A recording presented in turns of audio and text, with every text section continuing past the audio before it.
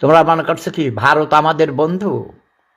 1971 সালে আমাদের বিপদে সহযোগিতা করছে, তারপরে আইসা আমাদের সব কিছু লুট করে নিয়ে গেছে। আমাদেরকে একটা ভারত বাংলাদেশকে একটা কলোনি বানাইছে। আমাদের দেশে শিল্প উন্নয়ন করতে দেয় না। আমাদের দেশের 3 পাশে তারা কী করছে তোরা জানোস? মূর্খের গোষ্ঠীরা ডাইল বুঝছস, ইয়াবার কারখানা বানাইছে। আমাদের যুব সমাজকে তোমার ড্রাগ অ্যাডিক্ট করে দিয়েছে, নেশাগ্রস্ত করেছে।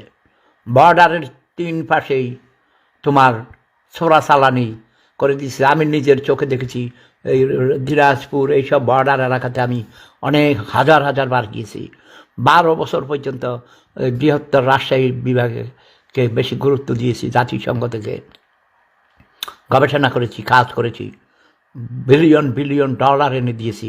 প্রেসিডেন্ট এরশাদের সাথে কাজ করেছি একসাথে। প্রেসিডেন্ট এরশাদের চিফ অ্যাডভাইজার ছিলাম আমি, জাতিসংঘ থেকে কাউন্টার পার্ট ছিলাম। আমার সম্পর্কে কিছু জানিস? ইলিয়াস এবং পিনাকি তোদের চেয়ে বেশি দেশকে বেশি ভালোবাসে বলেই ওরা আন্দোলন করছে। ওদেরকে সম্মান কর। প্রফেসর ইউনূস সাহেবকে বলো ওদেরকে নিয়ে উপদেষ্টা বানাই দিতে। ইয়াস, পিনাকিকে স্বরাষ্ট্র মন্ত্রণালয়ের দায়িত্ব দাও। ওই যে চৌধুরী সাহেব ভদ্রলোক মানুষ, ওনাকে দিয়ে হবে না।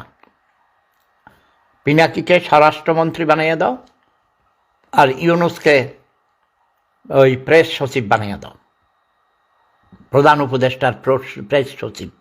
শিক্ষিত বর্বর বলবো না। ভারত আমাদের বন্ধু নয়, ভালো প্রতিবেশী নয়, আমাদেরকে পানি দেয় নাই। পাকিস্তান 24 বছরে যত শোষণ করে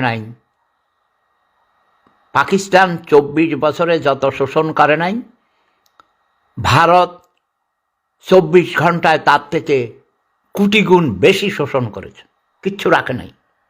বাংলাদেশ আরও অনেক উন্নত হইতে পারত। এখন আমি মনে করি বাংলাদেশ এবং পাকিস্তান আবার এক হয়ে যেতে হবে। পূর্ব পাকিস্তান হয়ে যাক, তারপরে পাকিস্তান আসবে যাবে, কোনো ভিসার দরকার হবে না। 2 পাকিস্তান এক হয়ে যাবে এবং ভারত ভয়ে তাদের 7 সিস্টার ছেড়ে দিয়ে পালাবে।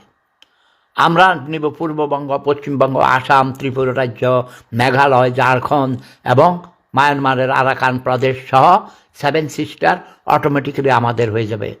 ভারতের ম্যাপ দেখছাস? এই মূর্খরা, আফগানিস্তান থেকে ইন্দোনেশিয়া পর্যন্ত পুরাটা হয়ে যাবে ইসলামিক হুকুমত।